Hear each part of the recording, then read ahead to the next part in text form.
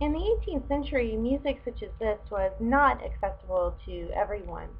We're talking about a time period before the development of a technology for recording music.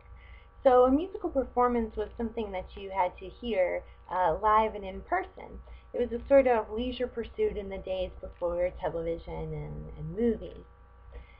The live music scene varied greatly depending on where you lived. In this time, remember, most people are still living a very traditional agrarian lifestyle. 80% of the European population living in rural areas at the start of the 19th century. So if you're out in the countryside, you're not going to be going to hear the symphony on a Saturday night. At best, you're going to be going to a local tavern and hearing some folk music being played there.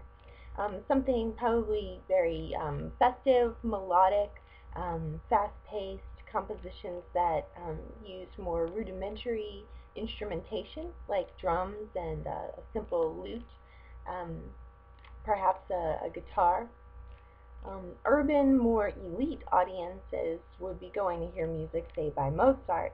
But unlike in classical musical halls today, they would not just be sitting there just paying attention to the music itself. Since this was a chance to socialize, they would be eating, drinking, talking to one another while the music played in the background. So it's a little bit less of an intellectual pursuit than we consider it today. By the 19th century, the music scene was rapidly changing. Urbanization and the rise of the middle class were leading to the diversification of musical culture in Europe and the United States. In the major cities across these lands, more and more venues for live music were cropping up to serve the expanding population, allowing for more experimentation to take place in public forums. Young composers like Hector Berlioz were making note of the changes that were taking place in the world around them, the rise of democracy, science, and industry, and were creating orchestral compositions that used traditional instruments to make music that was more bold sounding, less calming, music that wasn't meant to just be played in the background, but that demanded to be heard as an art form unto itself, and which spoke to the dramatic transformations that were taking place in the period. In the year 1830, Berlioz debuted his Symphonie Fantastique in front of an audience in Paris, France. Listen to an excerpt from the symphony to see if you can detect any traces of that romantic style, any of the emotion and the drama that we know the Romantics favored.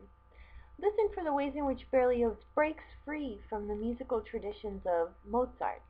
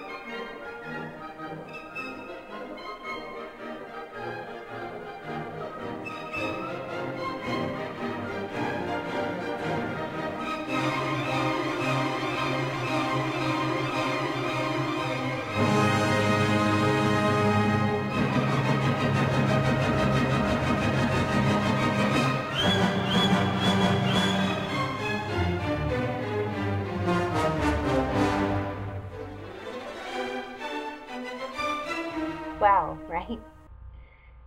After listening to this composition, how would you describe it?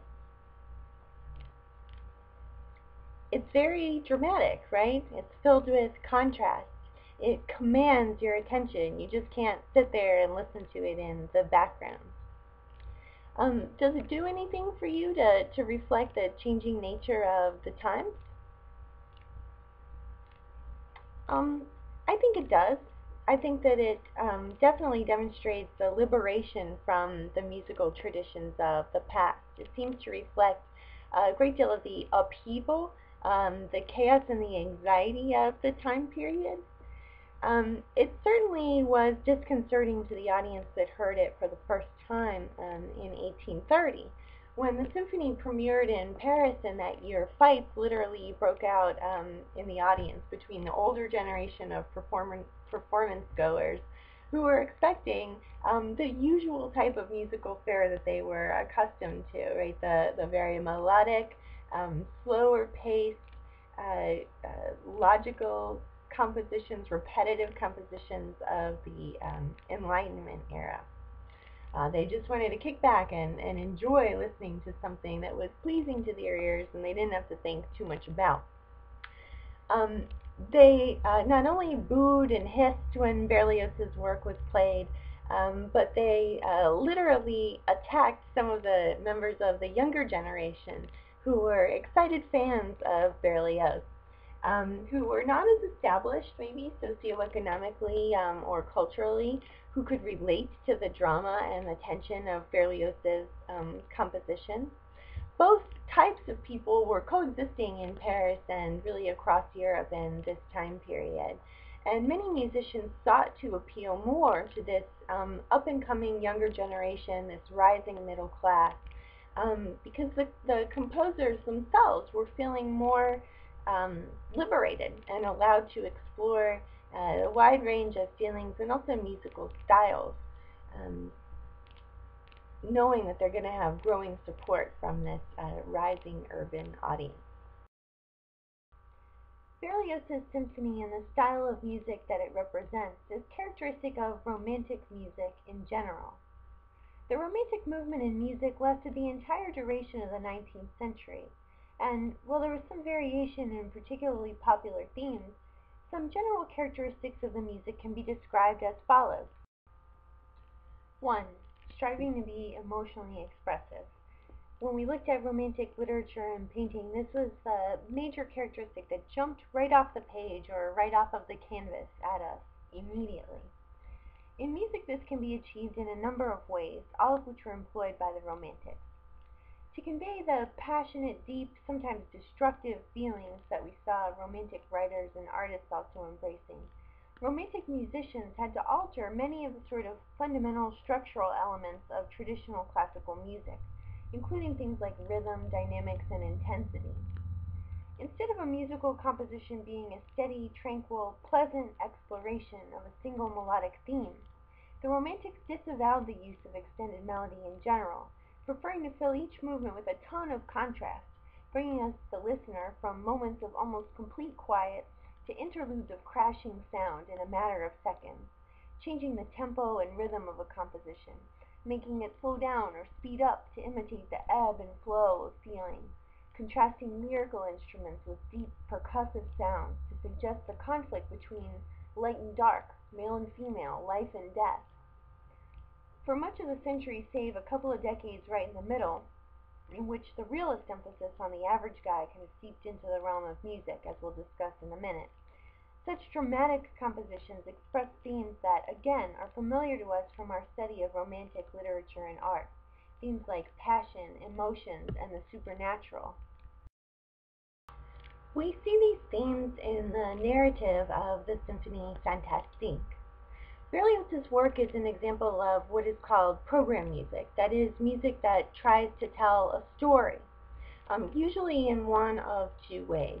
Either through lyrical song, where we hear the characters describing themselves, describing their stories and conflicts and interactions with one another through song lyrics, or through program notes, a program being the booklet that you're handed when you walk into a musical performance, right? There might be notes in there that describe to you who the characters are and what the plot line is of the composition that you're going to be listening to.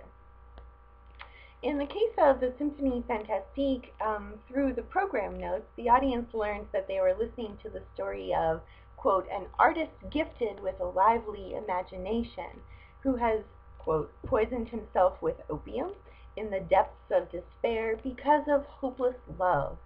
Right here, the deep emotions, the erratic behavior, the escape into an exotic world thanks to that opium trip, are all reminiscent of Romanticism as we know it.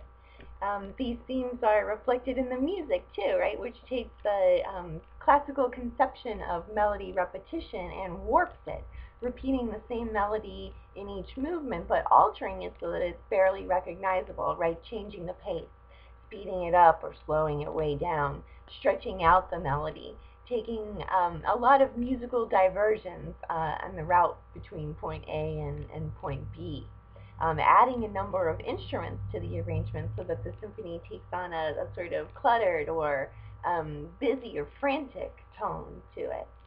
Berlioz even goes so far as to alter the overall structure of the symphony.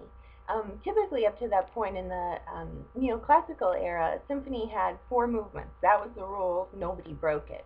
But Berlioz added an additional one, bringing the total of 5 movements or 5 sections of the symphony.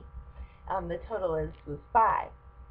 The last movement, Dream of a Witch's Sabbath, represented the hallucinations of the main character, obviously when he was on that opium. Something that takes place outside of the bounds of reality, right, and thus outside of the rules and the regulations of a classical symphony. Just as Berlioz's experimental and expressive style shocked audiences in the major concert halls of France, Frédéric Chopin, the Polish pianist, is known today as one of the great Romantic musical composers because of the challenges to convention that he presented to middle-class 19th century audiences. Like Berlioz, Chopin was interested in attempting to capture and express qualities of emotion, passion, imagination, and the supernatural in his works.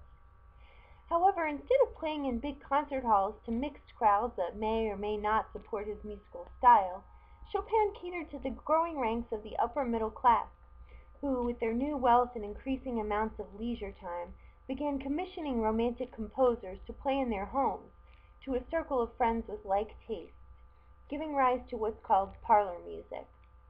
For the upper middle class, home life was centered in the salon or the parlor, where children played and learned with adult supervision, and where the family entertained company. Musical performances for small groups of people became popular events, and some composers were able to support themselves financially by performing in these small venues.